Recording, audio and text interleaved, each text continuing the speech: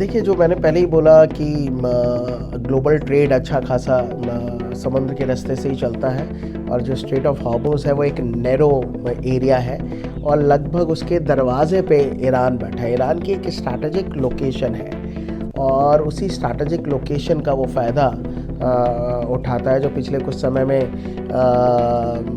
America Trump ने ही statement दिया था कि अब मैं इसको पनामा कनाल नहीं, अमेरिका का कनाल बोलूँगा।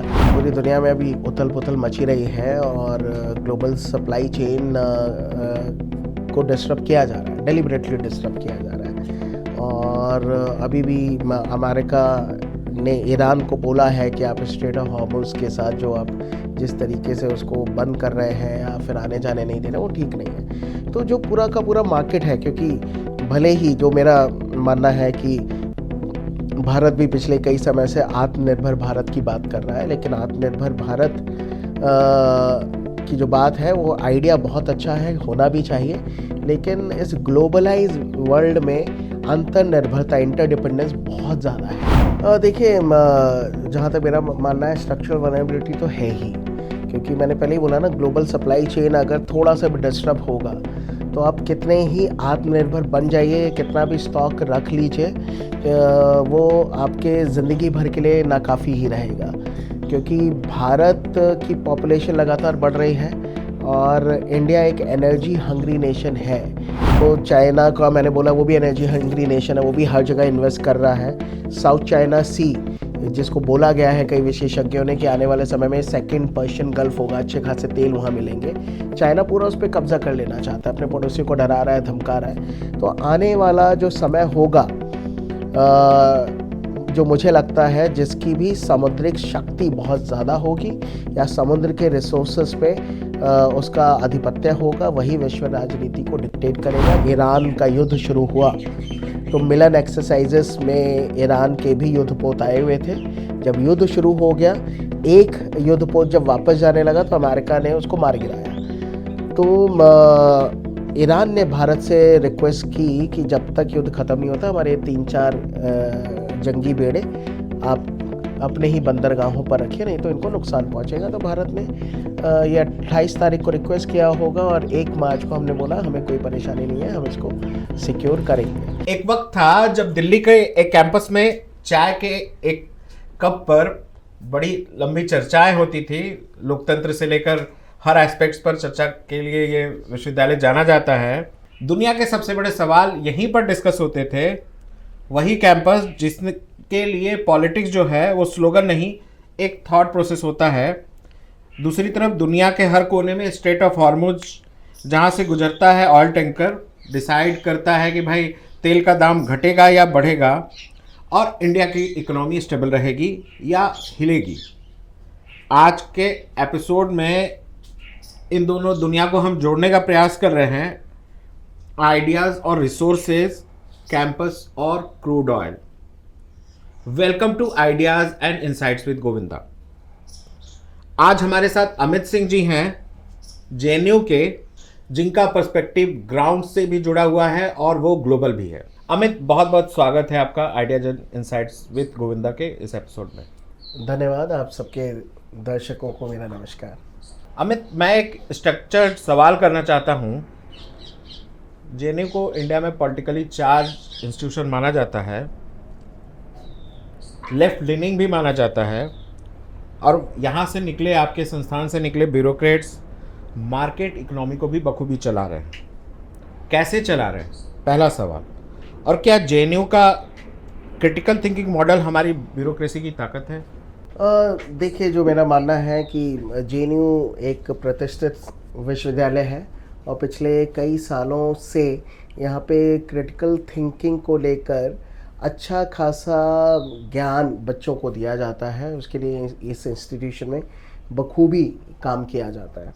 या फिर यहाँ का एटमॉस्फेयर ऐसा है कि उस एटमॉस्फेयर के माध्यम से या जो एकेडमिक रिगर है उसकी वजह से यहाँ के स्टूडेंट्स भी, या फिर स्टूडेंट के अलावा अगर हम बात करें, यहाँ जो काम करने वाले कर्मचारी हैं या मेस वर्कर हैं, यहाँ तक कि कैंटीन में चाय पिलाने वाले जो लड़के हैं, वो भी कहीं ना कहीं क्रिटिकल थिंकिंग रखते हैं।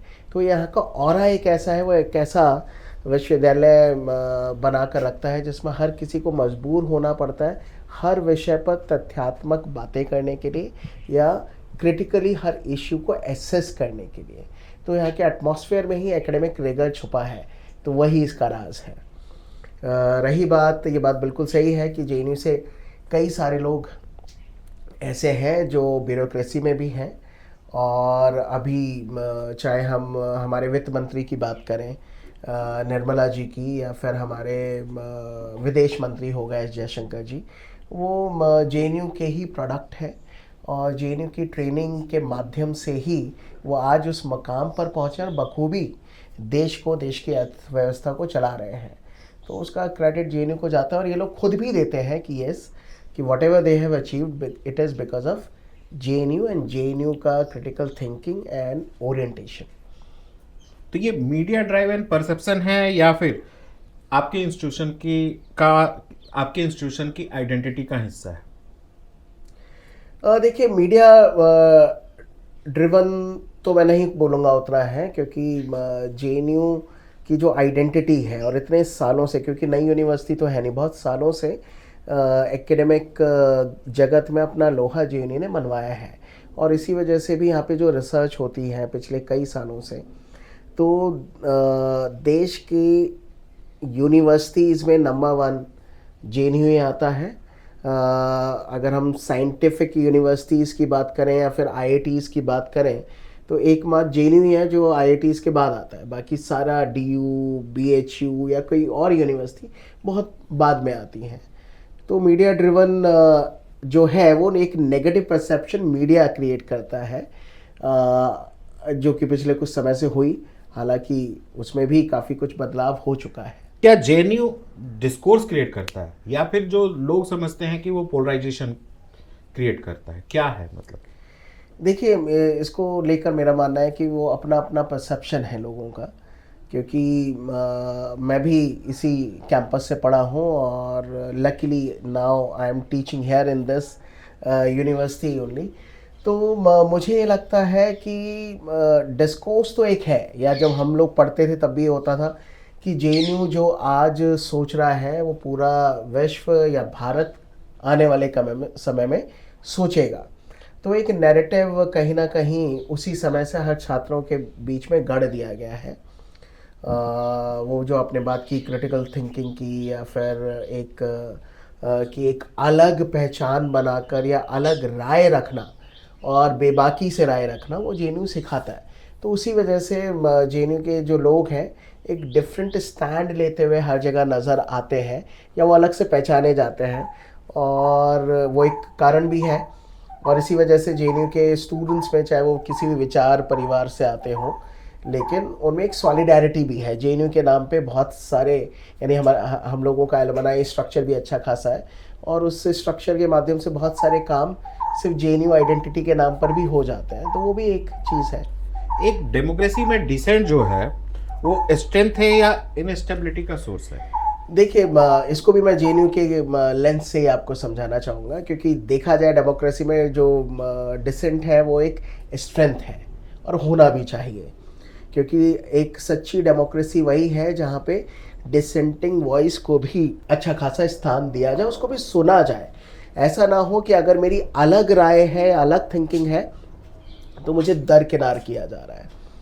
तो इसलिए डेमोक्रेसी के लिए डिसेंट स्ट्रेंथ है, लेकिन आजकल के माहौल में जो just for the sake of dissent people are giving their dissent, तो वो एक गड़बड़ चीज़ हो गया है, और उसकी वजह से कुछ नोटोरियस चीज़ें हो जाती हैं। इसलिए लोगों को लगता है कि हाँ, ये कुछ गड़बड़ है, क्योंकि क्रिया की प्रतिक्रिया भी होती है, अपोजिशन भी होता है। तो स्ट्रेंथ तो है, लेकिन वो देखना पड़ेगा।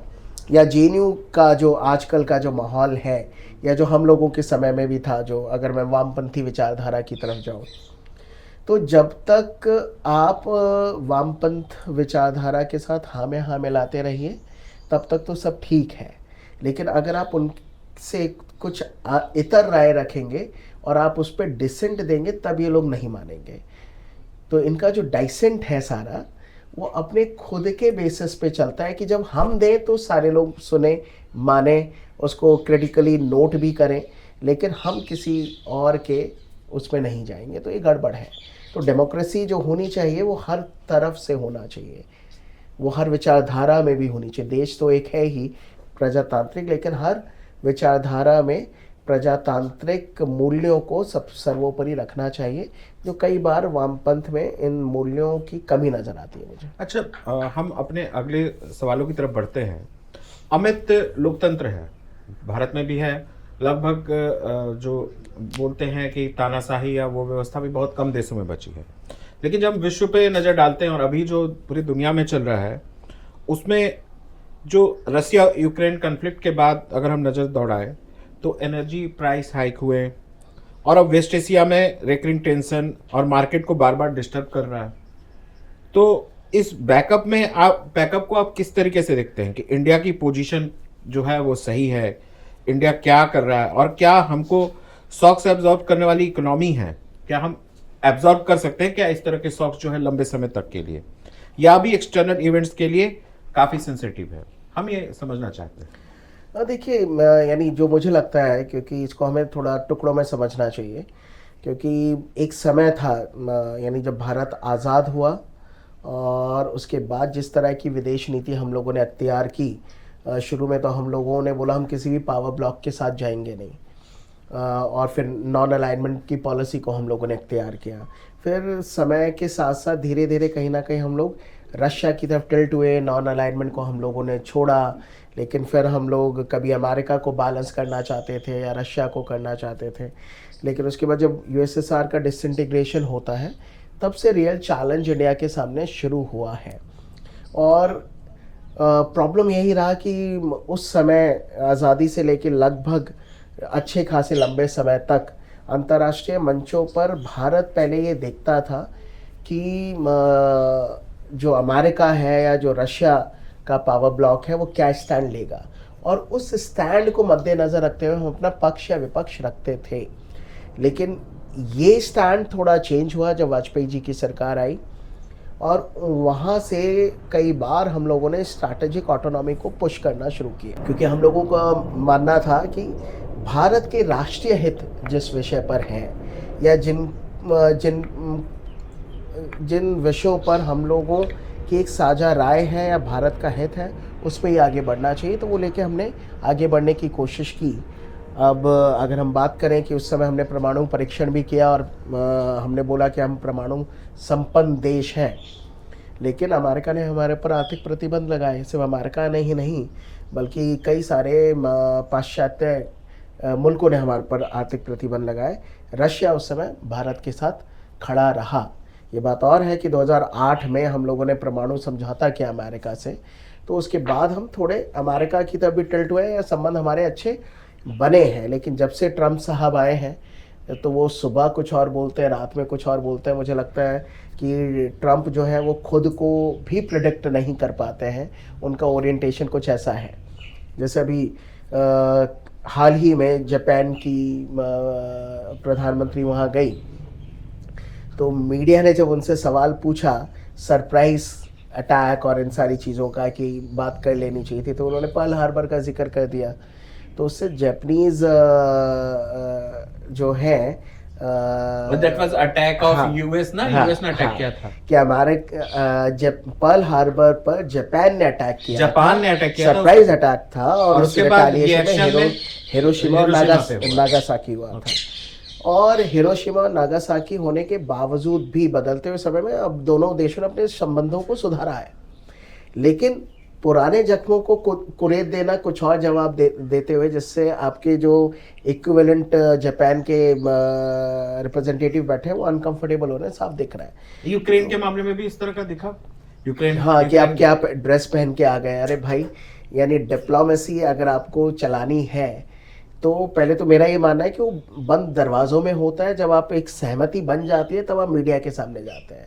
वहाँ आप जेलेंस्की के साथ खुलेआम मीडिया के सामने बात कर रहे हैं, उनको डरा भी रहे हैं, धमका भी रहे हैं, वो भी कुछ बोल रहे हैं। तो ये बड़ा ही मेरा जो मानना है, मेरा व्यक्तिगत मानना है कि ट्रंप एक अनसोफिस्टिकेटेड डिप्लोमेसी लेके चलते हैं, जिससे कई लोग बड़े अनकंफर्टेबल होते हैं। यहाँ तक कि उन्होंने पीछे वो मैक्रो के पर्सनल व्हाट्सएप चैट भी ट्विटर पे डाल दिए थे। तो बड़ा अजीबोगरीब रवैया है। तो खैर, कहना मैं ये चाहता हूँ कि 2014 के बाद से भारत की तस्वीर बदली है। अब भारत खुलकर, यानी gone are the days when people have termed India as a पिछलग्गू राष्ट्र और India as a soft state. लेकिन अब भारत जो है 2014 के बाद, जो मेरा मानना है कि नया भारत है। हर अंतर्राष्ट्रीय मंचों पर हम खुलकर अपनी राय रखते हैं, बेबाकी से रखते हैं। कई अंतर्राष्ट्रीय निर्णय या फिर प्रकल्प हम लोगों ने शुरू किए हैं जो भारत का स्टैंड अब पक्ष और विपक्ष वाला नहीं होता है। भारत अब पहले स्टैंड रखता है, अब उसके बाद कुछ और जो मुल्क है उसके पक्ष या विपक्ष में आते हैं, ऐसा साफ तौर पे नज़र आता है। आपने भी देखा होगा कि जब भी एस जयशंकर विदेश जाते हैं तो बहुत सारे अनकंफर्टेबल क्वेश्चन पूछे जाते हैं। यूरोप में जाके उन्होंने खुद ही बोला कि भाई यूरोप को भी ये सोचना चाहिए कि जो यूरोप का मुद्दा है वो पूरे विश्व का मुद्दा होना चाहिए, ऐसा सही नहीं है। पूरे विश्व का मुद्दा यूरोप का मुद्दा काहे नहीं बन जाता है। तो ये सारे विषय हैं जो मुझे लगता है कि भारत ने पिछलग्गू राष्ट्र का तमगा उखाड़ फेंका है। पिछले 12 साल में भारत की विदेश नीति बदली है और इसी वजह से अब हम अपना खुद से स्टैंड रखते हैं, स्ट्रैटेजिक ऑटोनॉमी की बात करते हैं। एक चीज नोटिसेबल है, जब हम देखते हैं कि मिडिल ईस्ट में एक्सेलेरेशन होता है, ऑल मार्केट इंस्टेंटली रिएक्ट करते हैं। कभी एक्चुअल सप्लाई डिस्टर्ब होने की वजह से क्या यह रिएक्शन रियल रिस्क रिफ्लेक्ट करता है या मार्केट एक्सपेक्टेशन और सेंटिमेंट्स पे ज्यादा मूव करता है? देखिए, क्योंकि पूरी दुनिया में अभी उथल पुथल मची रही है और ग्लोबल सप्लाई चेन को डिस्टर्ब किया जा रहा है, डेलिबरेटली डिस्टर्ब किया जा रहा है। और अभी भी अमेरिका ने ईरान को बोला है कि आप स्ट्रेट ऑफ हॉर्मुज़ के साथ जो आप जिस तरीके से उसको बंद कर रहे हैं या फिर आने जाने नहीं दे रहे, वो ठीक नहीं है। तो जो पूरा का पूरा मार्केट है, क्योंकि भले ही जो मेरा मानना है कि भारत भी पिछले कई समय से आत्मनिर्भर भारत की बात कर रहा है, लेकिन आत्मनिर्भर भारत की जो बात है वो आइडिया बहुत अच्छा है, होना भी चाहिए। लेकिन इस ग्लोबलाइज वर्ल्ड में अंतर्निर्भरता, इंटरडिपेंडेंस बहुत ज़्यादा है। एक दूसरे के ऊपर हर राष्ट्र निर्भर है। इसलिए आपको अगर पूरा अपना चहुर्मुखी विकास चाहिए तो ऐसे में आप बिल्कुल आइसोलेट होकर अपना विकास नहीं कर पाइएगा। तो इसलिए इंटरडिपेंडेंट वर्ल्ड है ही, और ऐसे में एक चीज, हर चीज़ होता है ना, डोमिनो इफेक्ट की तरह काम करती है। तो अगर ग्लोबल सप्लाई चेन डिस्टर्ब होगा तो उससे सिर्फ इंडिया ही नहीं, पूरे वर्ल्ड की इकोनॉमी पे अच्छा खासा असर पड़ता है। अभी भी जो 90% ग्लोबल ट्रेड जो है वो समुद्र के माध्यम से ही चलता है, और अगर वहाँ पे किसी भी तरह का डिस्ट्रप्शन होगा तो गड़बड़ होगा। और वो अगर 2 दिन का है तो हमें 2 दिन का डिस्ट्रप्शन तो नज़र आता है, लेकिन 2 दिन की वजह से आने वाले 20 दिन की मार्केट इकोनॉमी हिल जाती है, क्योंकि डिमांड ज़्यादा है, सप्लाई कम होगी, 2 दिन का भी ब्रेक आएगा तो होगा। और अभी इस युद्ध को चलते चलते लगभग महीना भर हो रहा है। तो अगर ये युद्ध ख़त्म भी हो जाए आने वाले हफ्ते में, उसके बावजूद भी आने वाले साल 2 साल तक इसके नेगेटिव एस्पेक्ट विश्व अर्थव्यवस्था पे पड़ते हुए नजर आएंगे, और इससे भारत भी अछूता नहीं रह पाएगा। अमित, इंडिया को ब्राइट स्पॉट बोलते हैं ग्लोबल इकोनॉमी में, लेकिन जब हम डीपर जाते हैं तो पता चलता है कि अपनी एनर्जी नीड्स की मेजोरिटी हम तो आज भी इंपोर्ट कर रहे हैं। अब अगर देश में हमारी बात हो रही है कि भाई सिलेंडर की किल्लत चल रही है, तो भाई भारत के जो भारत है वो कह रहा है कि भाई नहीं, भारत के शीर्ष नेतृत्व बार बार कह रहा है कि नहीं, हमारे पास सप्लाई है, हम 50 डेज तक हम मैनेज कर लेंगे, हम आगे चल जाएंगे। क्या ये growth model long term sustainable है? डिपेंडेंसी जो है इन सब चीजों की, क्या ये एक स्ट्रक्चरल वल्नरेबिलिटी क्रिएट करता है? देखिए, जहाँ तक मेरा मानना है, स्ट्रक्चरल वल्नरेबिलिटी तो है ही, क्योंकि मैंने पहले ही बोला ना, ग्लोबल सप्लाई चेन अगर थोड़ा सा भी डिस्टर्ब होगा तो आप कितने ही आत्मनिर्भर बन जाइए, कितना भी स्टॉक रख लीजिए, वो आपके ज़िंदगी भर के लिए नाकाफ़ी ही रहेगा। क्योंकि भारत की पॉपुलेशन लगातार बढ़ रही है और इंडिया एक एनर्जी हंग्री नेशन है। इंडिया ही नहीं, चाइना भी है, क्योंकि चाइना की भी अच्छी खासी पॉपुलेशन है।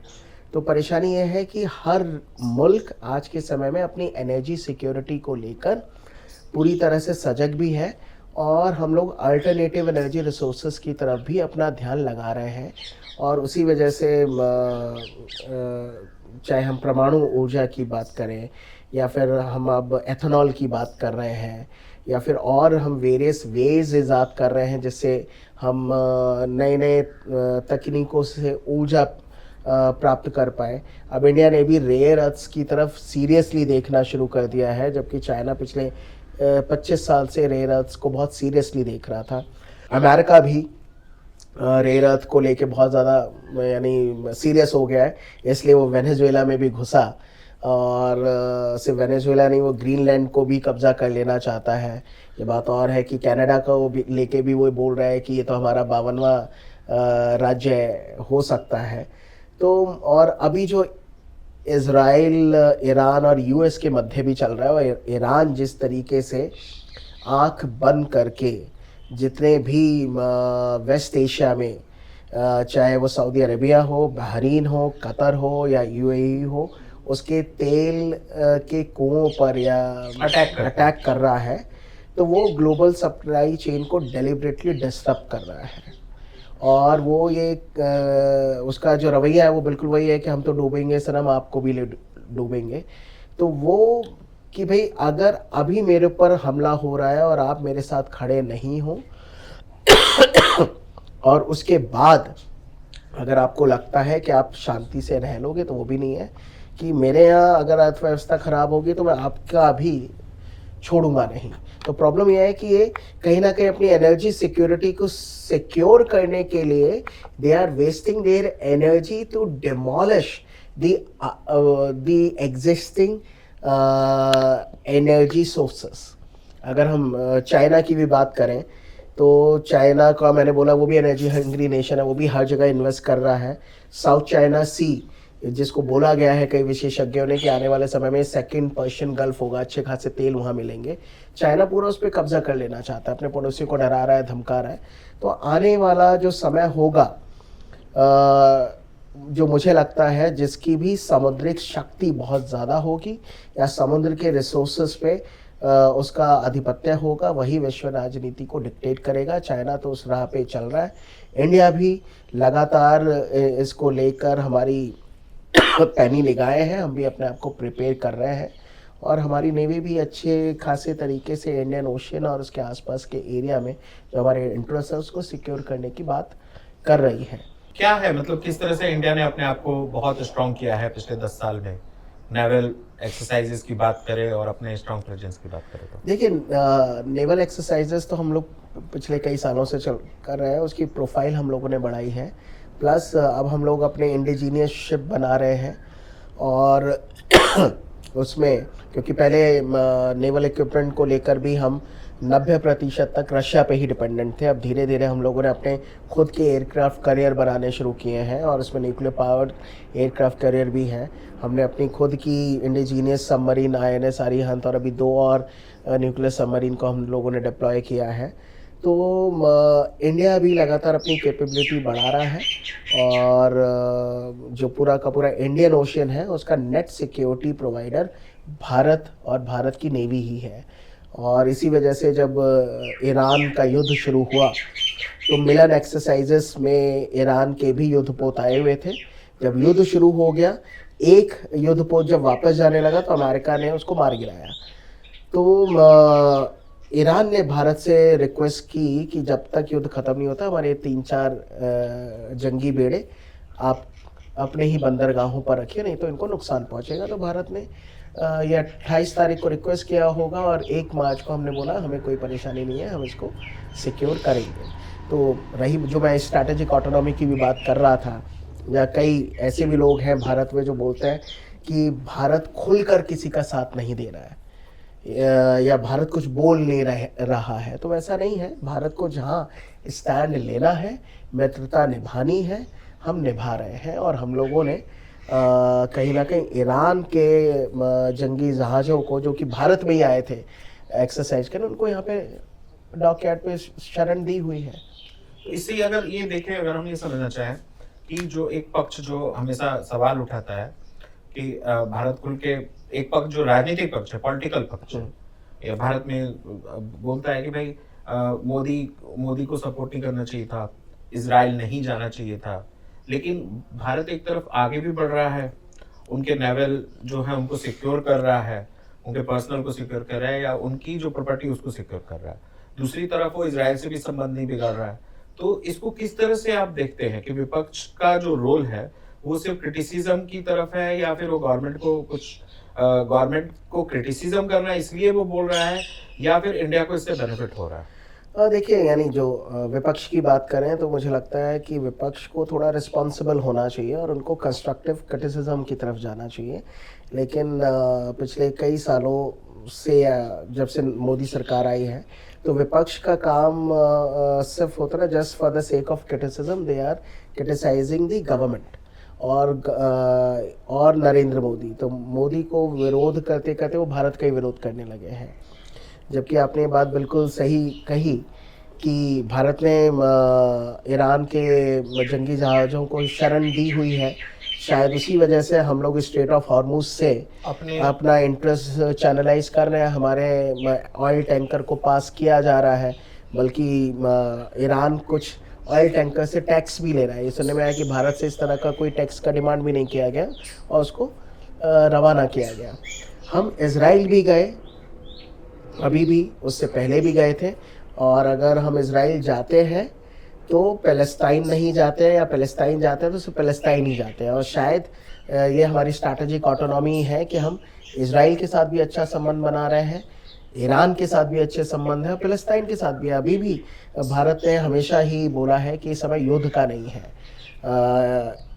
इज़राइल और हमास युद्ध के दौरान भी हम लोगों ने यही स्टैंड लिया कि हम लोग 2 स्टेट सॉल्यूशन की बात करते हैं। पैलेस्टाइन रहना चाहिए लेकिन इज़राइल भी होना चाहिए।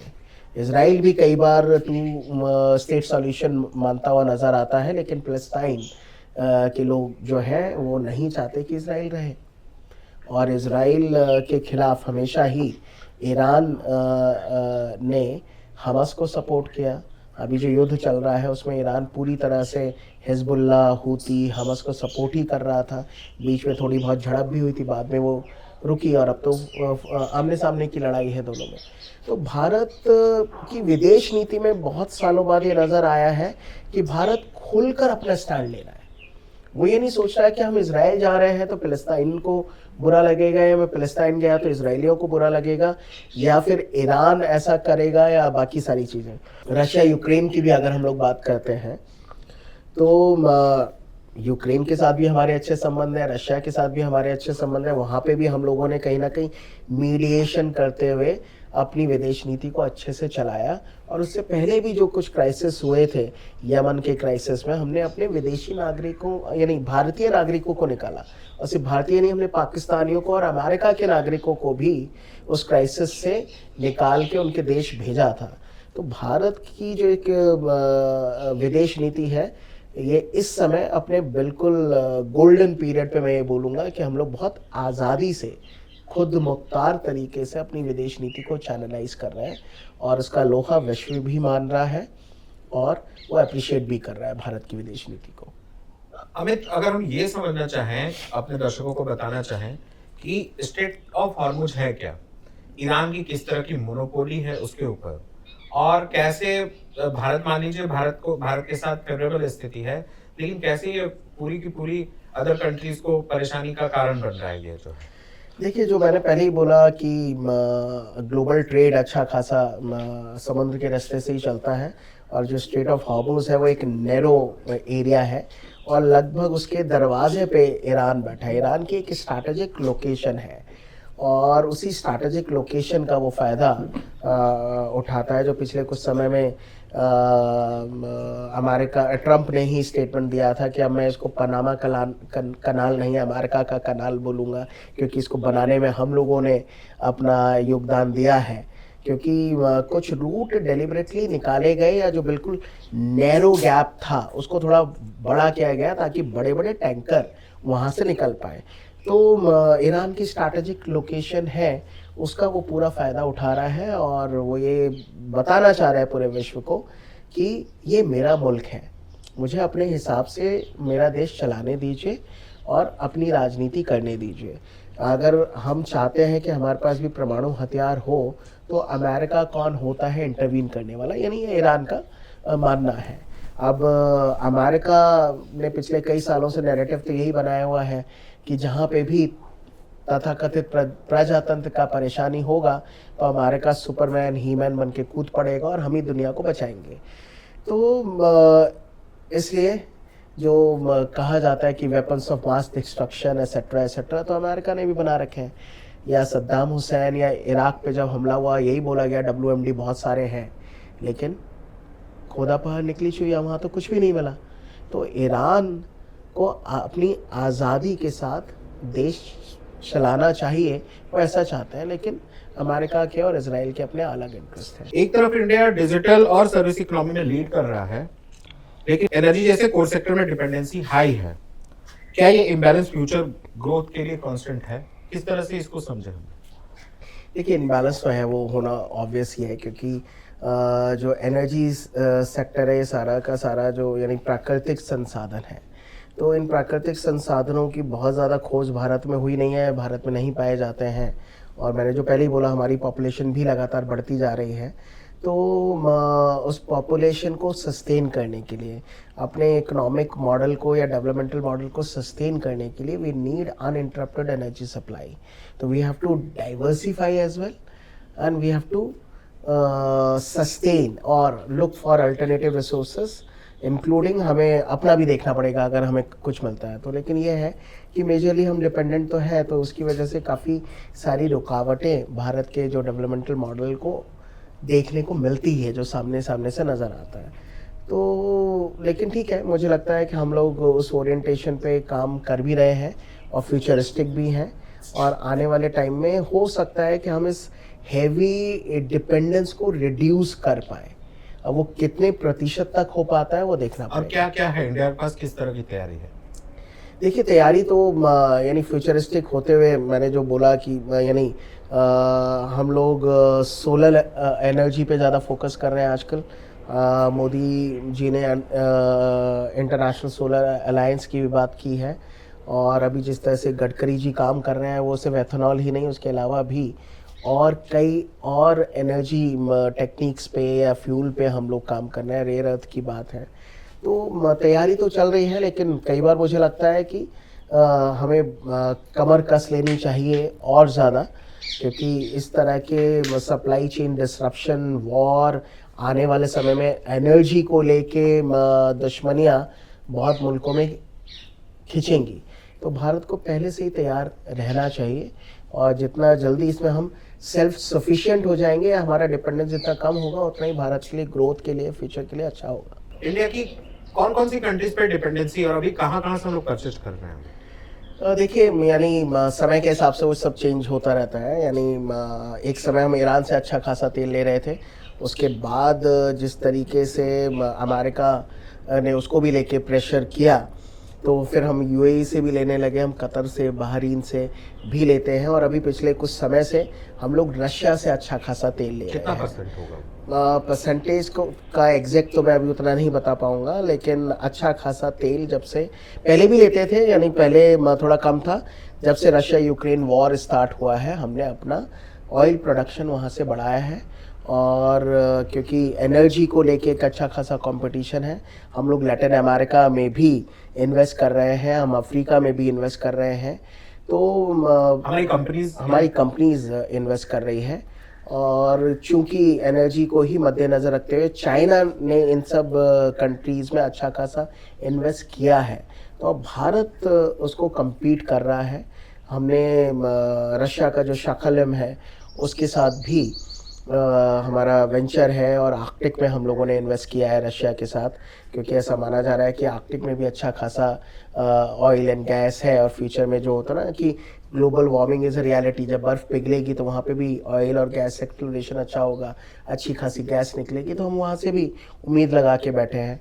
वियतनाम का जो साउथ चाइना सी है, उसमें 1988 से हम लोग ऑयल और गैस एक्सप्लोरेशन कर रहे हैं। जो वियतनाम की ऑयल फील्ड है उन्होंने 2 से 3 भारत को दी हुई हैं, लेकिन चाइना जो है सिर्फ इंडिया के ऑयल और गैस एक्सप्लोरेशन का विरोध करता है, जबकि वहीं बगल से ही यानी बगल का मतलब है कि भारत 127 और 128 से ऑयल और गैस एक्सप्लोर कर रहा है, 120, 21, 22, 23 से रशिया कर रहा है जो ऑयल ब्लॉक्स हैं, लेकिन वो रशिया को कभी अपोज नहीं करता, भारत को ही अपोज करता है। साउथ चाइना सी में एक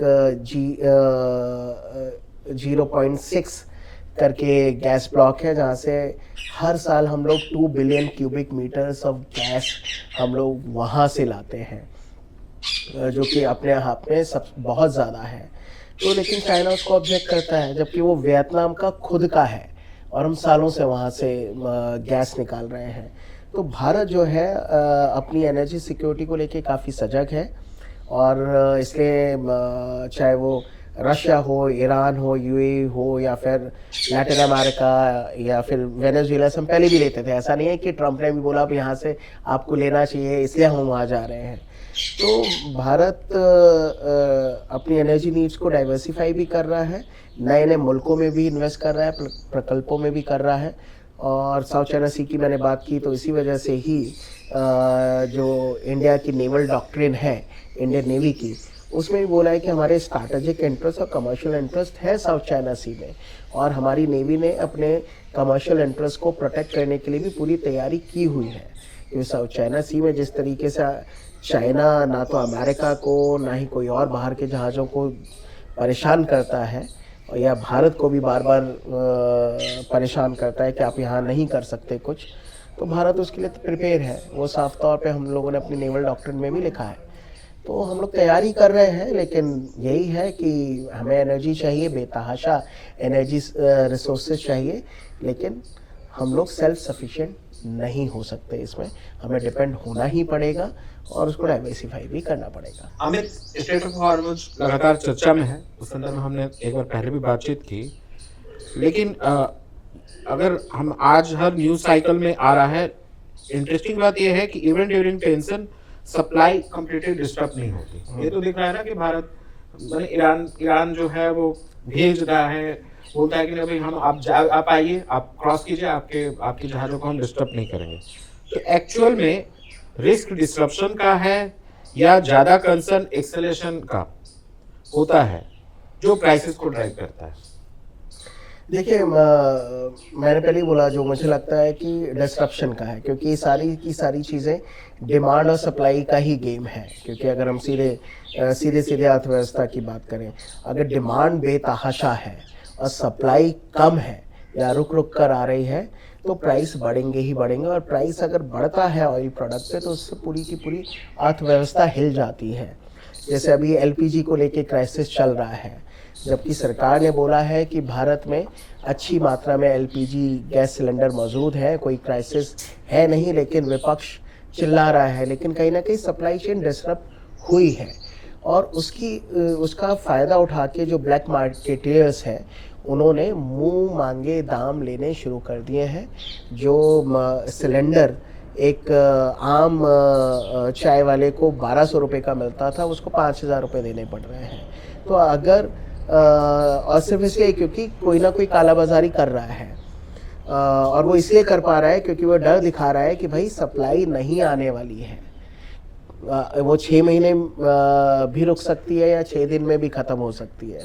तो उसको लेके इसलिए जब ग्लोबल सप्लाई चेन डिसरप्ट होते हैं, चाहे 2 दिन के लिए भी हो, लेकिन उसके परिणाम अंतर्राष्ट्रीय अर्थव्यवस्था पर अच्छे खासे लंबे समय तक पड़ते हैं। इंडिया रसिया से ऑयल इंपोर्ट कंटिन्यू करता है, लेकिन ईरान के मामले में वो बहुत कॉन्शियस रहता है। क्या ये डिफरेंस सैंक्शंस का नेचर है या ग्लोबल फाइनेंशियल सिस्टम का कंट्रोल माना जा सकता है इसे? नहीं, मुझे लगता है कि ये भारत की अपनी खुद मुख्तार सोच है। क्योंकि रशिया जो है पिछले कई सालों से हमारा एक रिलायबल पार्टनर है, टाइम टेस्टेड फ्रेंड है, और क्रूशियल टाइम पर उन्होंने हमेशा भारत का साथ दिया है। क्योंकि मैं आपका ध्यान दिलाना चाहूँगा कि जब भारत ने आगे बढ़कर बांग्लादेश को आज़ादी दिलाई, तो यूएसएसआर जो आज का रशिया है वो पहला मुल्क था जिसने बांग्लादेश को मान्यता दी, जबकि अमेरिका खिलाफ खड़ा था, क्योंकि वो पाकिस्तान के साथ रहा हमेशा। कश्मीर के मुद्दे पर भी रशिया ने भारत का ही साथ दिया, अमेरिका ने तो नहीं दिया, कई और मुल्क भी नहीं आए। यहाँ तक कि 1998 का जो परमाणु परीक्षण भी हुआ, तो पूरे पाश्चात्य विश्व ने भारत के ऊपर आर्थिक प्रतिबंध लगाए, इकोनॉमिक सैंक्शन लगाए, रशिया ने नहीं लगाए। तो कई मुद्दों पर, कई क्रूशल जंक्शन पर रशिया हमेशा भारत के साथ खड़ा रहा है। और उसी को मद्देनज़र रखते हुए आज जब रशिया क्राइसिस में है एक तरह का, क्योंकि पिछले 3 साल से वो यूक्रेन के साथ वॉर में है, और उस समय पूरे यूरोप ने और कई मुल्कों ने उनके ऊपर आर्थिक प्रतिबंध लगाए, और उस प्रतिबंध के चलते जब उनका व्यापार डिस्टर्ब हुआ कई देशों के साथ, तो ऐसे में उनको भारत की ज़रूरत थी, और भारत ने भी उनका साथ दिया। क्योंकि साथ सिर्फ इसलिए नहीं क्योंकि वो क्रूशल मुद्दे पे साथ रहा, मैंने जो बोला कि एक ज़माने में लगभग 90% हमारे डिफेंस इक्विपमेंट रशिया से ही आते थे, और आज भी हम लोगों ने उसको भी डाइवर्सिफाई किया, अपनी जो रिलायबिलिटी रशिया से थोड़ी कम की है। ईरान को अक्सर हम लोग, ईरान के बारे में अगर जब चर्चा होती है तो सैंक्शन और टेंशन को लेकर, सैंक्शन जो है यूएस का सैंक्शंस है, लेकिन फिर भी वो रीजनल डायनेमिक्स में हम ये समझना चाहते हैं कि रीजनल डायनेमिक्स में ईरान किस तरह का रोल प्ले कर रहा है, और आज के टाइम में उसकी स्ट्रेंथ क्या है ईरान की। देखिए, मेरे ख्याल से अगर बिल्कुल आज के दिन की बात करें तो उनकी स्ट्रेंथ उनकी यूनिटी में है, जो फ़िलहाल नज़र आ रहा है। एक समय था जो कि जनता और शासन बटा हुआ नज़र आता था, क्योंकि जिस प्रकार से वहाँ पर शरीयत को इम्पोज किया गया, औरतों के सारे अधिकार छीन लिए गए। एक समय था जबकि ईरान को एक काफ़ी प्रोग्रेसिव मुल्क माना जाता था, औरतों को भी सारे अधिकार थे, यहाँ तक कि हाँ, यहाँ तक कि उनके यानी मॉडर्न ड्रेसेस वगैरह भी खुलेआम चलती थी वहाँ पर, और औरतें वो सारे काम करती थी जो आजकल पूरे यूरोप की औरतें करती हैं। लेकिन जब से खमेनी साहब आए और शासन वहाँ चेंज हुआ और शरीयत इम्पोज हुआ, तो औरतों से सारे अधिकार ले लिए गए, और पिछले कुछ समय में हम लोगों ने देखा कि शासन के प्रति उदासीनता बढ़ रही थी, डिसकंटेंट था, मुख्यतः यानी आम जन समाज में था ही, लेकिन औरतों ने आगे बढ़ चढ़कर खिलाफ बोलना शुरू किया, जो कि हिजाब को लेके जो कंट्रोवर्सियाँ हुई, और उसको लेके जिस तरीके से IRGC के लोगों ने ब्रूटली उस पूरे प्रोटेस्ट को हैंडल किया, या कई महिलाओं को मौत के घाट भी उतार दिया। तो ये ऐसा नज़र आता था कि ईरान में रेजिम चेंज होगा, या रेजिम चेंज होना अनिवार्य है, और अमेरिका भी यही चाहता था, इजराइल भी यही चाहता था।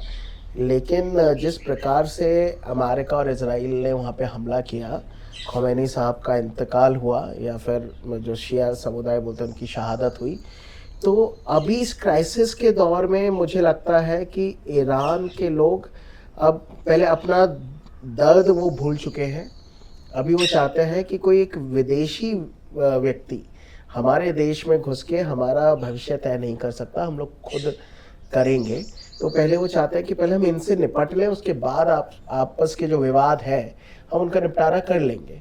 ये बात और है कि जो मैंने हिजाब और इन सारे विषयों पे बात की, तो कई ऐसे वीडियो भी आए जो खमेनी साहब के बिल्कुल खासम खास थे, जो इम्पोज करते थे कि औरतों को हिजाब पहनना चाहिए, लेकिन उनकी बेटी की शादी में उसने बहुत ही रिवीलिंग ड्रेस पहनी थी, उन्होंने भी, उनकी माँ ने भी। तो एक कहीं ना कहीं हिपोक्रेसी नज़र आती है, लेकिन अभी सिचुएशन बदली हुई है। लेकिन एक ये है कि जितने भी इस्लामिक मुल्क हैं, ईरान ही एक ऐसा मुल्क है जो पूर्णतया शिया देश है, और पिछले कुछ समय से इस इस्लामिक मुल्कों में एक बिना बोली रेस चल रही है, वो है कि इस्लामिक वर्ल्ड का खलीफा बनने की। तो ऐसा माना जा रहा था कि खमेनी साहब भी इस्लामिक मुल्क का खलीफा बनना चाहते हैं, लेकिन एक्सेप्टेबिलिटी अदर इस्लामिक कंट्रीज में खमेनी की उस तरह की नहीं थी, ऐसा मुझे ऐसा लगता है।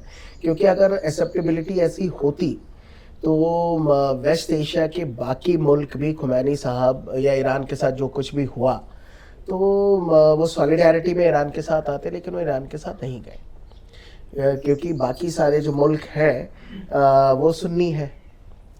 तो वो एक कारण है। बल्कि फ़लस्तीन भी सुन्नी मुल्क है, लेकिन अपने सामरिक इंटरेस्ट को साधने के लिए ईरान ने फ़लस्तीन का समर्थन किया, यानी हमास का समर्थन किया।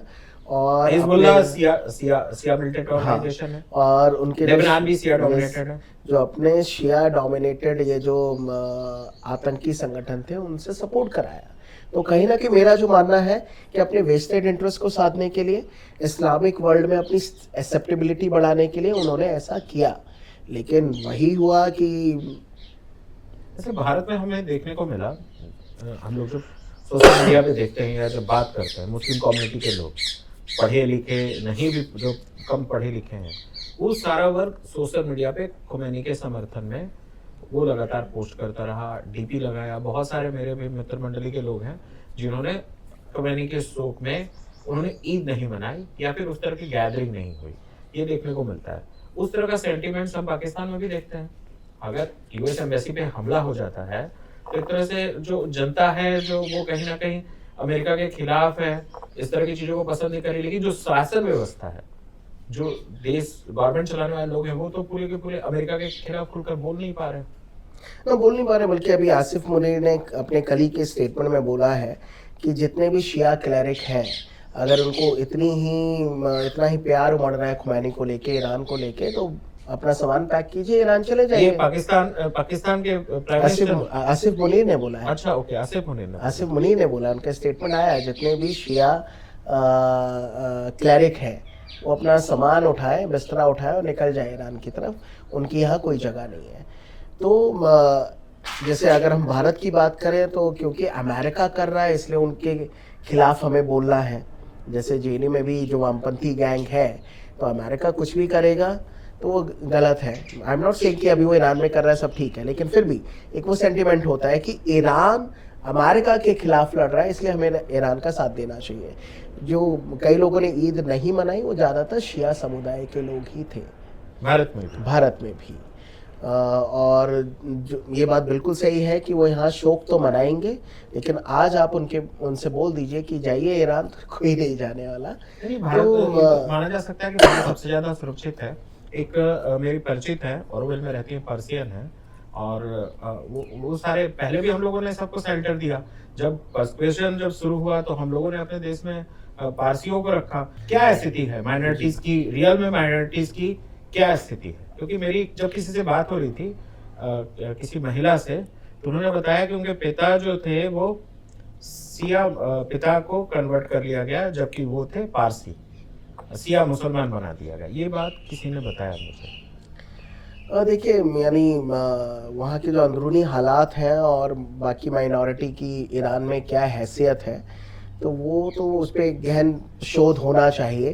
क्योंकि मैं कभी ईरान गया नहीं हूँ, तो उस पर मैं क्या ढंग से बता पाऊँगा। लेकिन फिर भी जो मेरे कुछ मित्र हैं जो ईरान आते जाते रहते हैं, उनके माध्यम से उनका ये मानना है कि Iran as compared to other Sunni nation वो लिबरल है। हाँ, और उसमें फ्रेंडली थे। हाँ, और क्या महिलाएं, ऐसा लगता है, आप भी एकेडमिक से जुड़े हुए दुनिया भर के लोगों से मिलते होंगे, आपको लगता है कि रिवॉल्यूशन का भी है उनके अंदर कुछ इनहेरिट इस तरह का?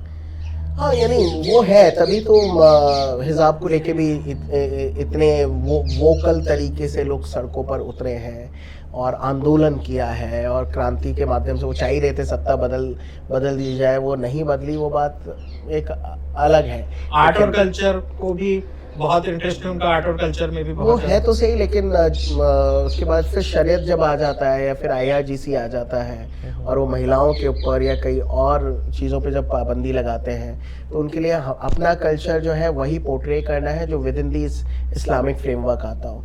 लेकिन बहुत ज़्यादा वेस्टर्न कल्चर, वेस्टर्नाइजेशन या उन सारी चीज़ों के वो थोड़ा सा वो कहते नहीं, हमारे हिसाब से नहीं है चीज़ें। They accept good things about west, अच्छी चीजें तो, हाँ, अच्छी चीज़ें जो है जिसके वजह से उनकी खुद का समाज, संस्कृति पे ज़्यादा नेगेटिव इम्पैक्ट अच्छा, नहीं वो होगा, वो ऐसा भी है चलेगा। क्या कि हम कभी पढ़ने को मिला इस तरह का कि जो जो सिया कम्युनिटी के लोग हैं, वो पर्शियन कल्चर को या इसको बहुत ज़्यादा अपने आप को कुछ अलग तरह से अहमियत भी देते हैं।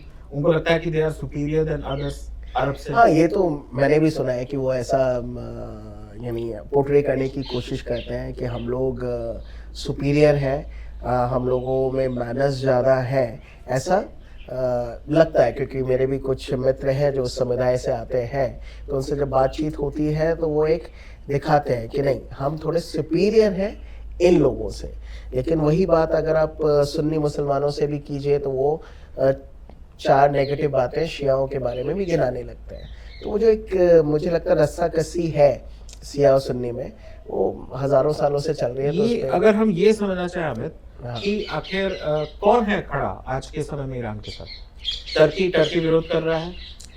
टर्की तो साइलेंट है मुझे लगता है, वो ऐसा ना तो खुल के ईरान के पक्ष में, ना खुल के अमेरिका के पक्ष में, वो बस आराम से चुपचाप बैठा हुआ है। खुलकर अगर ईरान के साथ कोई है, जो मेरा मानना है, तो रशिया ही है जो सपोर्ट कर रहा है, और फिर चाइना है वो कर रहा है। दोनों के अपने अलग वेस्टेड इंटरेस्ट है, और सम वे और दी अदर इंडिया का भी बैलेंस बना के चल रहा है। और ईरान को भी, क्योंकि अभी कल परसों भी बात हुई ईरान के रिप्रेजेंटेटिव से भारत की, तो भारत एक बैलेंस बनाया हुआ है, और ईरान को भी पता है कि भारत हमारा मित्र राष्ट्र है। भले ही इस समय पे हम बहुत ज़्यादा वोकल होके या खुल कर नहीं आ रहे हैं, वो ईरान को भारत के स्टैंड के बारे में भी बाकायदा पता है। आज के कॉन्फ्लिक्ट्स में ईरान का रोल डायरेक्ट कन्फ्रंटेशन से ज्यादा इनडायरेक्ट इन्फ्लुएंस का लगता है। क्या आपको लगता है कि मॉडर्न जियोपॉलिटिक्स प्रॉक्सी इन्फ्लुएंस और स्ट्रैटेजिक पोजीशन पे शिफ्ट हो चुकी है? और देखिए, यानी मॉडर्न जियोपॉलिटिक्स कहीं ना कहीं वो प्रॉक्सी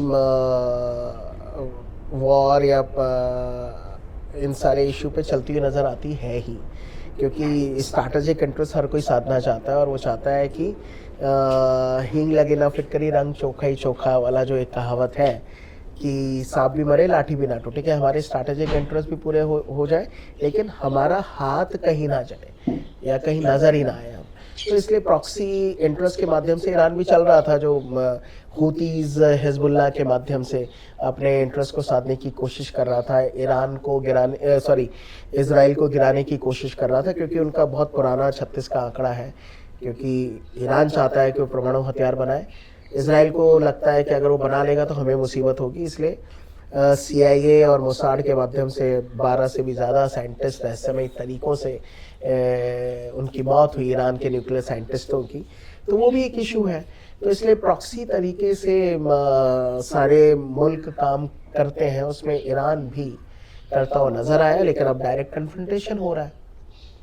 अगर ये देखें हम लोग जो हत्याएं हुई, हत्याएं कहिए, पॉलिटिकल असैसिनेशन कहिए, जो इजराइल ने किया या मोसाद ने किया, तो आपको लगता है कि मोसाद जो एक एजेंसी के तौर पे, और अगर एक जो एजेंसी के तौर पे मोसाद का जो रोल था वो बहुत इम्पोर्टेंट था, और उसने वो काम करके दिखाया जो इमेजिनेशन करने लायक नहीं था। इसका मतलब है कि इन्फिल्ट्रेशन मोसाद का पहले से था ईरान में, एक जब सूचनाओं पे अगर जाते हैं तो। देखिए, क्योंकि ये जितनी भी खुफिया एजेंसियां हैं, वो अपनी स्ट्रैटेजी आज के लिए नहीं, आने वाले 50 सालों के लिए बना के चलते हैं। और अगर उनको ये नज़र आता है कि आने वाले समय में हमारे थ्रेट परसेप्शंस क्या क्या होंगे, कौन से मुल्क होंगे, तो वो पहले से ही तैयारी करके रखते हैं, और अपने डीप एसेट को पहले से ही सिक्योर करते हैं, उनको पाल कर रखते हैं, ताकि समय आने पर उनको यूटिलाइज किया जाए। तो उसमें मोसाद दुनिया की अभी तक की सबसे मजबूत खुफिया एजेंसी है। उनके मिशन काफ़ी खुफिया तरीके से काम करते हैं, और वो बहुत सारे लेवल पे काम करते हैं। यहाँ तक कि एक छोटे से टास्क के लिए भी सिर्फ एक ही टीम नहीं होती, कई टीमें साइमल्टेनियसली उस पर काम कर रही होती हैं, कि उनके लिए अपना उद्देश्य प्राप्त करना प्राइम कंसर्न होता है। कि अगर एक टीम फेल हुई तो दूसरा उसी दिन से उसको पूरा करने में लग जाएगी, या कहीं कोई एक कॉम्प्रोमाइज़ हुआ भी तो उसको भी एलिमिनेट करते हुए कैसे अपने गोल को अचीव किया जाए। तो वैसा मोसाड भी करती है और कई और देश की एजेंसियां भी करती हैं। अभी धुरंधर 2 भी आ चुकी है, तो उसके माध्यम से कहीं ना कहीं भारतीयों को भी लग रहा होगा कि भारत की भी सुरक्षा एजेंसियां बहुत ही डिलीजेंट तरीके से भारत के राष्ट्रीय हितों को ध्यान में रखते हुए काम करती है। अमित, एक सवाल है सैंक्शंस को लेकर के। आज के टाइम में एक पावरफुल जियोपॉलिटिकल टूल माना जाता है सैंक्शंस जो है। आप कैसे एक्सप्लेन करेंगे ये मैकेनिज्म प्रैक्टिकली कैसे काम करता है, स्पेशली ऑयल ट्रेड के कंटेक्स्ट में? देखिए, ये भी एक डिप्लोमेटिक टूल अमेरिका ने बना लिया है और उनका ये है कि अगर आप यानी अगर ट्रम्प की बात करें तो माई वे नहीं तो हाईवे। तो ये माई वे हाईवे क्या है? यानी आप मेरी बात अगर नहीं मान रहे हैं आप जाइए, तो आप जाइए, और आप अगर जा रहे हैं तो फिर हम आपको अच्छे से देखेंगे। आपके ऊपर जो टैरिफ की बात है, जो कि मेरी नज़र में वो भी एक तरह का टैरिफ वॉर ही है कि आपने दुनिया पे इम्पोज कर दिया। हालांकि अमेरिका की सुप्रीम कोर्ट ने उसको अवैध घोषित किया, लेकिन फिर भी ये सैंक्शन एक ऐसा इम्पोजिशन है जिसमें कई मुल्कों को डराया जाता है, धमकाया जाता है, उनको आइसोलेट करने की कोशिश की जाती है। क्योंकि जो मैंने पहले ही बोला कि इस ग्लोबलाइज वर्ल्ड में हम लोग एक दूसरे के ऊपर बहुत ज़्यादा डिपेंडेंट हैं, और उसी डिपेंडेंसी का कई बार लोग फ़ायदा उठाते हैं कि अगर आप मेरे पर ज़्यादा डिपेंडेंट हैं तो अब आप मेरे हिसाब से चलिए या हम आपको डिक्टेट करेंगे। तो अमेरिका अभी भी विश्व राजनीति को डिक्टेट करना चाहता है, या वो उस मुगालते में है कि अगर मेरे हिसाब से आप नहीं चले तो मैं आपको बर्बाद कर दूंगा या आप चल नहीं पाएंगे। जो 1998 में भी जो मैंने बताया कि भारत ने परमाणु परीक्षण किया और उसके बाद भारत के ऊपर आर्थिक प्रतिबंध लगा दिए गए, लेकिन भारत ने बखूबी उस आर्थिक प्रतिबंधों का सामना किया। लगभग 2 साल वो प्रतिबंध चले। उसके बाद हमने तो अमेरिका से निवेदन नहीं किया, वाजपेयी साहब नहीं गए थे। जब अमेरिका को ये रियलाइज़ हुआ कि इनके ऊपर कोई फ़र्क ही नहीं पड़ रहा है, यहाँ तक कि इनके ऊपर इकोनॉमिक सैंक्शन लगाकर हमारी अर्थव्यवस्था को ज़्यादा नुकसान हो रहा है, तो धीरे धीरे आर्थिक प्रतिबंध हटा लिए गए। जो ट्रम्प साहब का जो टैरिफ इम्पोजिशन था, पहले उन्होंने बोला कि हम 50% टैरिफ लगाएंगे, और कुछ ही समय में उन्होंने उसको रिड्यूस करके 25% किया, क्योंकि कई बिजनेस हाउसेस ने बोला कि भाई साहब हमारे यहाँ महंगाई बढ़ रही है, भारत के ऊपर आपने जो प्रतिबंध लगाए हैं, क्योंकि हम भी उनसे सामान लेते हैं, वो सामान एसेंशियल कमोडिटीज़ है कुछ ऐसा। तो इस वजह से भी है, इसलिए इकोनॉमिक सैंक्शन यूज़ करते हैं, लेकिन आज के समय में उसके अल्टरनेटिव रूट भी बहुत सारे मुल्कों ने निकाल लिए हैं। तो जो मैं बता रहा था कि भारत जो है अपने डिफेंस रिक्वायरमेंट पे बहुत हद तक रशिया पे निर्भर रहता है, जो कि हमने डाइवर्सिफाई किया है ड्यू टू वेरियस रीज़न, लेकिन अभी भी रशिया हमारा टाइम टेस्टेड रिलायबल फ्रेंड है, क्योंकि भारत रशिया के साथ जॉइंट रिसर्च भी कर रहा है, डेवलपमेंट भी कर रहा है, यहाँ तक कि कई क्रूशल टेक्नोलॉजी भी रशिया हमें ट्रांसफ़र करता है, जबकि अमेरिका यहाँ तक कि फ्रांस या कई और मुल्क क्रूशल टेक्नोलॉजी के नाम पर वो चुप्पी लगा देते हैं, वो भारत को ट्रांसफ़र नहीं करना चाहते। तो रशिया हमारा बहुत पुराना फ्रेंड है। इसी के मद्देनज़र रखते हुए समय के हिसाब से भारत अपनी एनर्जी रिक्वायरमेंट को चेंज करता रहता है, और अभी हम रशिया से ज़्यादा ऑयल इसलिए ले रहे थे ताकि कहीं ना कहीं रशिया को मदद मिल सके इस युद्ध से निपटने के लिए। तो इसलिए हम लोग रशिया से इन दिनों ऑयल ज़्यादा ले रहे थे। क्या प्रभाव पड़ा, मतलब यूएस इंडिया जो ट्रेड डील हुई, क्या था वो यूएस इंडिया ट्रेड डील को अगर हम समझें, और क्या रशिया से सच में कुछ ऐसा इम्पोज हुआ कि हमें अब रशिया से वो तेल ऑयल परचेज कम करना है, इस तरह का फैक्ट? नहीं, ऐसा नहीं है, क्योंकि अमेरिका या ट्रम्प तो हमेशा बोलते ही रहा है कि क्योंकि उसको भी ये लग रहा है कि भारत अगर ऑयल लेना बंद कर देगा तो रशिया की अर्थव्यवस्था थोड़ी चरमराएगी या वो युद्ध से पीछे हटेगा, लेकिन भारत ने ऐसा किया नहीं। क्योंकि ट्रेड डील तो हुई है, लेकिन उसमें भी हम लोगों ने अपने हितों को कहीं भी दरकिनार किया नहीं है, क्योंकि पिछले 6 महीने का भी डेटा आप उठा के देखिए रशिया से ऑयल इंपोर्ट का, तो अपोजिशन कुछ भी बोले कि जो सरकार है वो झुक गई है, जबकि ऐसा नहीं है। तेल हर महीने आया है, तो अमेरिका का ये बोलना, जो कि डेटा है और ओपन डोमेन में भी ये डेटा एग्जिस्ट करता है, तो अमेरिका के बोलना कि भारत ने तेल लेना बंद कर दिया इनको, इसलिए इनको ट्रेड डील दिया है, वैसा नहीं है। अमेरिका ट्रेड डील देने पे इसलिए मजबूर हुआ क्योंकि हमने यूरोपियन यूनियन के साथ mother of all free trade agreement sign किया, क्योंकि भारत ने भी अल्टरनेटिव रूट निकाला कि अगर आप हमारे ऊपर इम्पोजिशन लगाएंगे, टैरिफ लगाएंगे, तो वहाँ पर अच्छा खासा मार्केट है, आप हमसे डायरेक्ट मत लीजिएगा, लेकिन यूरोप तो हमसे सस्ते मिलेगा, आप यूरोप से खरीदते रहिए।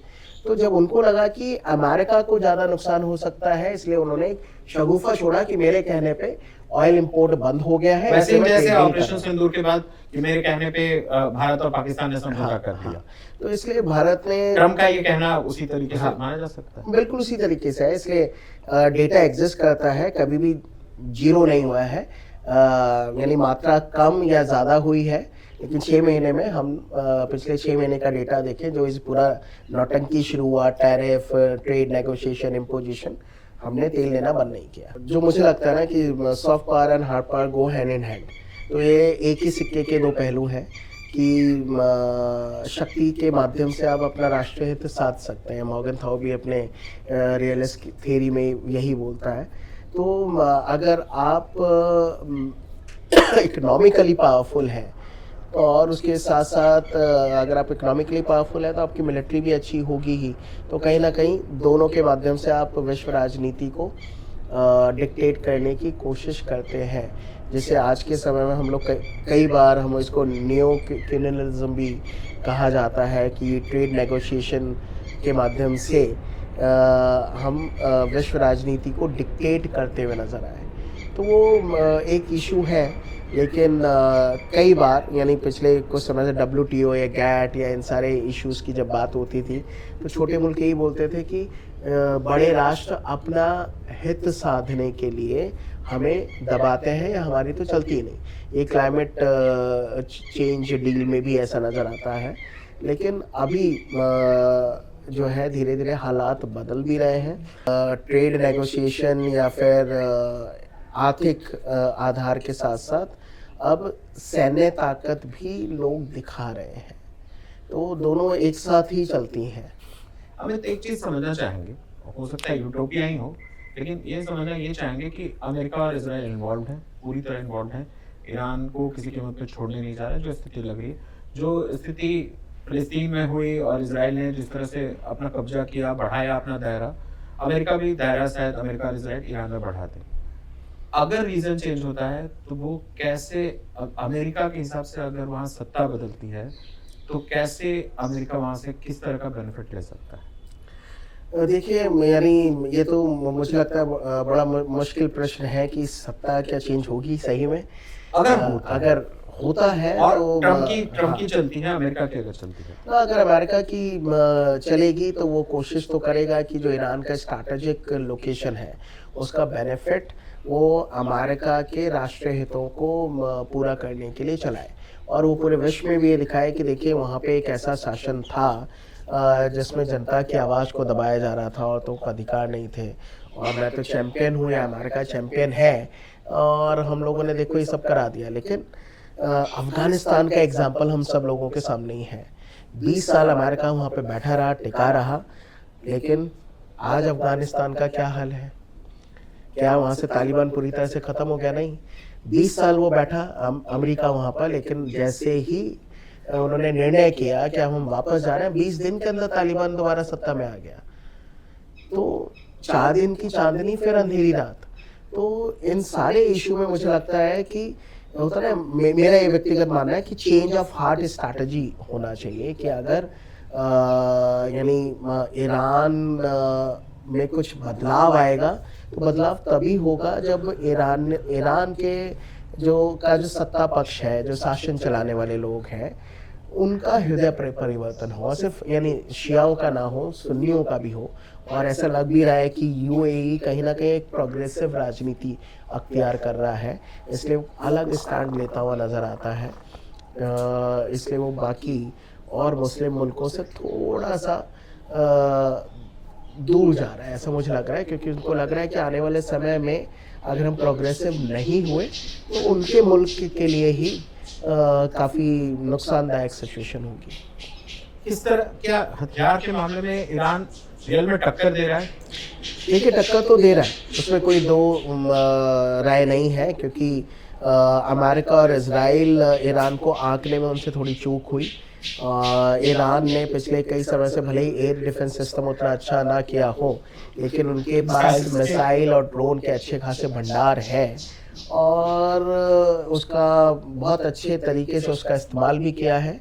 और इसी वजह से यानी जो इजराइल है, इजराइल के कई शहरों में नुकसान भी हुआ है, जबकि उनका एयर डिफेंस सिस्टम बड़ा अच्छा है। और सिर्फ इजराइल ही नहीं, यानी वो जहां उनका मन हो रहा है, वो जो भी उनको लगता है कि ये लोग अमेरिका का साथ दे रहे हैं, उन सारे मुल्कों के ऊपर भी उन्होंने हमले किए हैं। ये इससे साफ दिख रहा है कि ईरान जो है स्ट्रांग है इस मामले में। हाँ, बिल्कुल। एक अगले सवाल की ओर बढ़ते हैं अमित। एक आम कंज्यूमर के लिए एलपीजी और पीएनजी बस गैस के दो फॉर्म्स हैं, लेकिन सप्लाई चेन और सोर्सिंग के पर्सपेक्टिव से इसमें क्या डिफरेंस है, और क्या ये भी ग्लोबल एनर्जी डायनेमिक्स से लिंक है? देखिए, सारी चीज़ें तो ग्लोबल एनर्जी डायनेमिक्स से लिंक ही हैं, क्योंकि अभी भी जो आपने सुना ही होगा कि हमारे दो जहाज स्ट्रेट ऑफ हॉर्मुज से आए, वो एलपीजी के ही सप्लाई लेके आ रहे थे।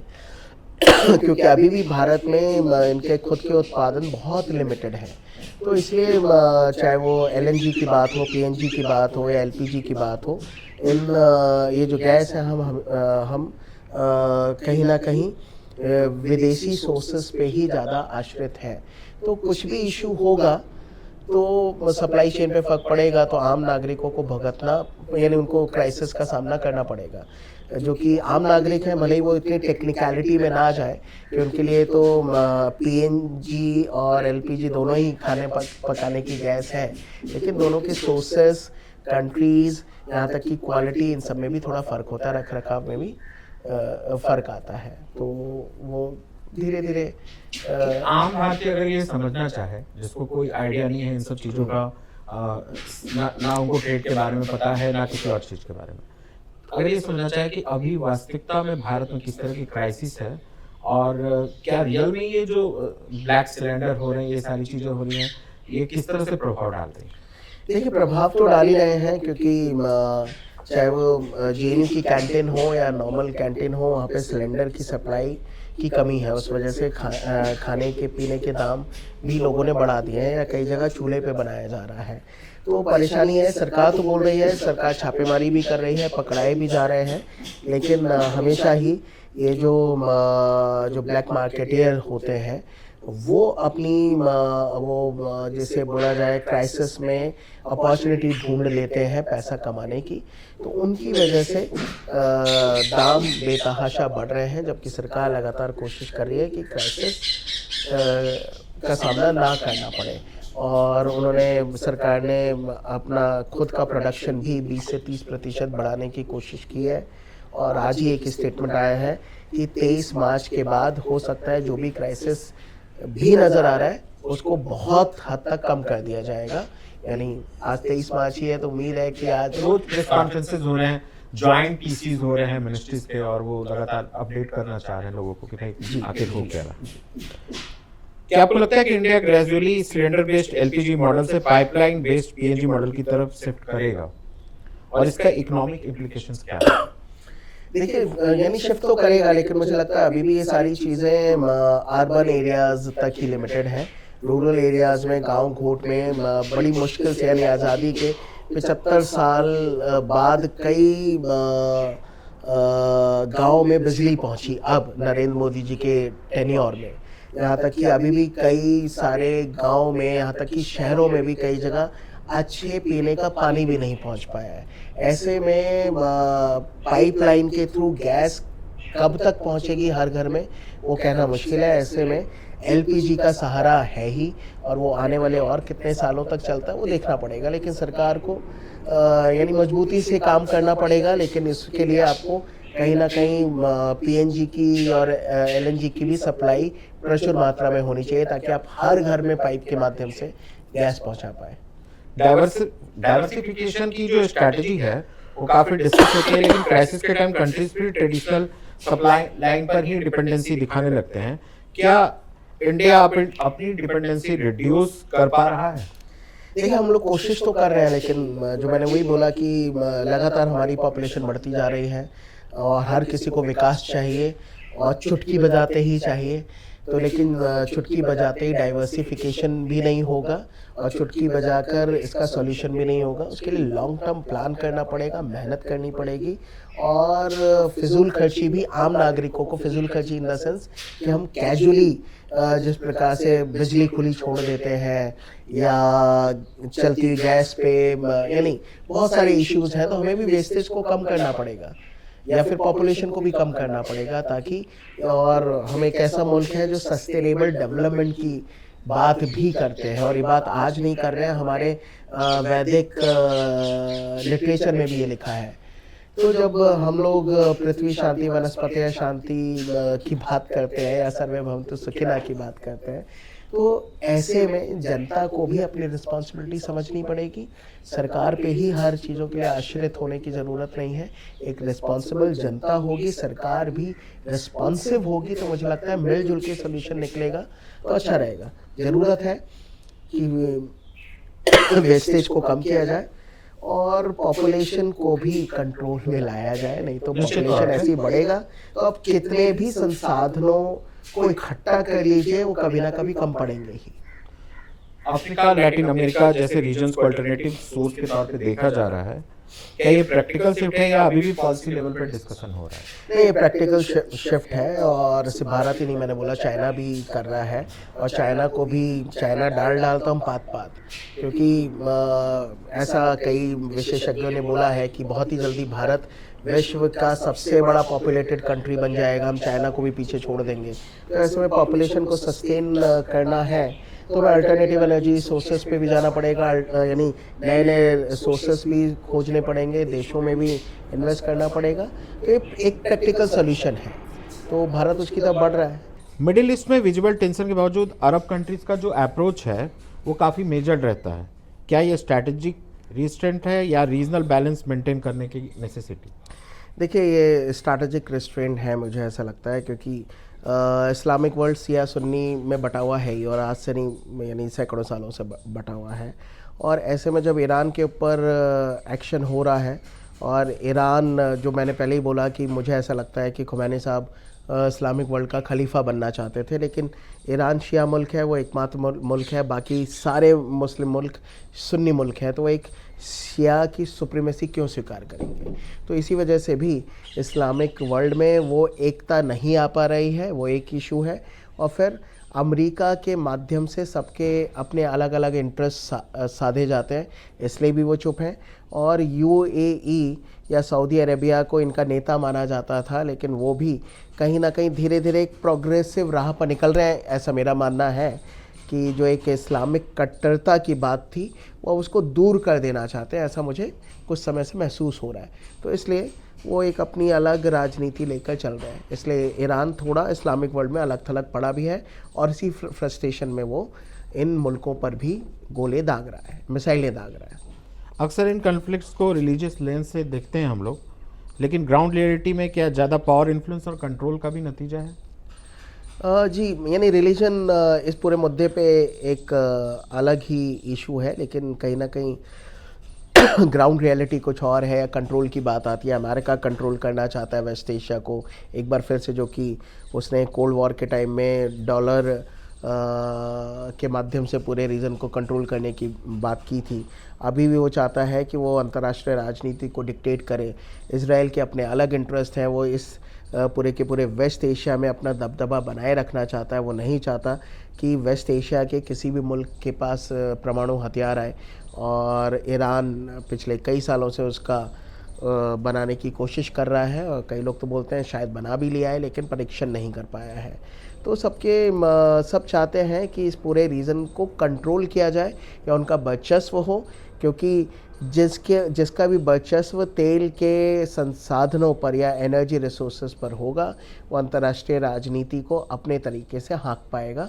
इसलिए अमेरिका और इजराइल उसी की ताक में बैठे हैं, और ईरान को भी वो पता है, इसलिए अपने स्ट्रैटेजिक लोकेशन का फ़ायदा उठा के वो चीज़ों को कंट्रोल अपने हाथ में रखना चाहता है। डिप्लोमेटिक चैनल्स के थ्रू ईरान की इजराइल और अमेरिका से कोई बातचीत चल रही है?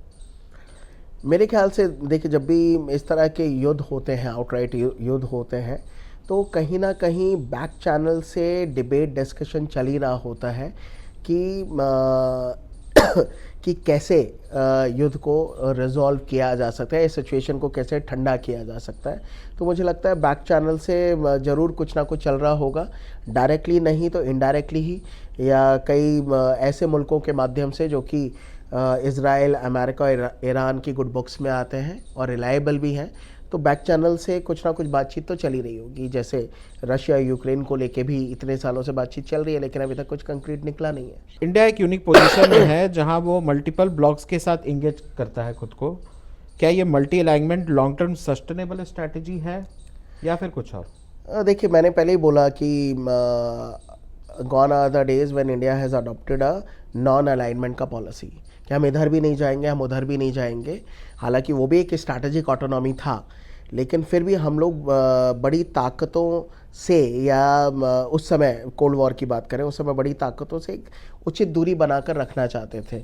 अब भारत का जो विदेश नीति है वो बदला है, अब हम लीडिंग पोजीशन में आए हैं, हमने स्ट्रैटेजिक ऑटोनॉमी का सही इस्तेमाल किया है, और ऐसे में हम लोग इज़राइल के साथ भी हैं, यूएस के साथ भी है, ईरान भी हमारा अच्छा मित्र है, यहाँ तक कि हम रशिया यूक्रेन के साथ भी अच्छे संबंध बनाकर रखे हुए हैं। चाइना के साथ हमारा विवाद है, लेकिन फिर भी हम बातचीत का रास्ता खोलकर हम लोगों ने रखा हुआ है। तो मुझे लगता है मल्टी अलाइनमेंट पॉलिसी हमारा एक कैलकुलेटेड एफर्ट है, जिसमें हम लोग अपने जो विदेश नीति के पत्ते हैं वो सही समय पर, सही जगह पर, सही अनुपात में खोल रहे हैं, और अपने राष्ट्रीय हित को पूरी तरह से साधने की कोशिश कर रहे हैं।